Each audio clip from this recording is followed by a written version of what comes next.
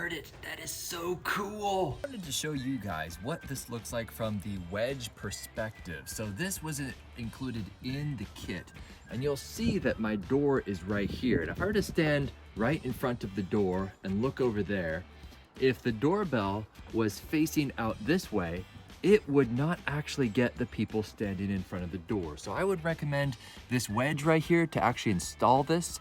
Fairly easy to install. As you can see, I've disconnected, well actually I didn't disconnect the electricity. Shh, it's low voltage in my particular case, so it's okay.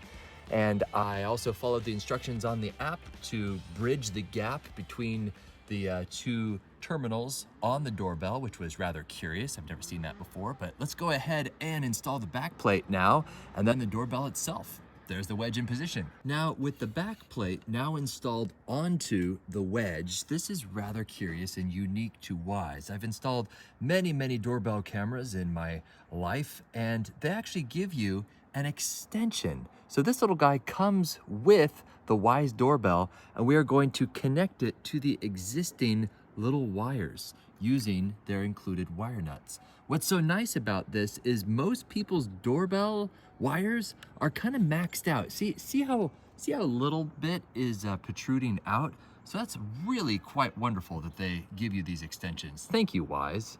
And now you connect those extensions to the back of your Wyze doorbell. You will see that the black cable goes to the right-hand side of my Wyze doorbell. Now we're gonna tuck these guys inside and simply clip it onto the mounting plate. Now, to kind of discourage people from coming along here and just ripping this off, they have a little security screw all the way under here. Oh, that's just satisfying. Let's go ahead and simulate this. Here I am, a sketchy guy coming up, frosted windows, you can't see who's on the outside. I'm gonna go up here, I'm gonna press it. Oh, that is so cool, because immediately I just got a notification on my phone.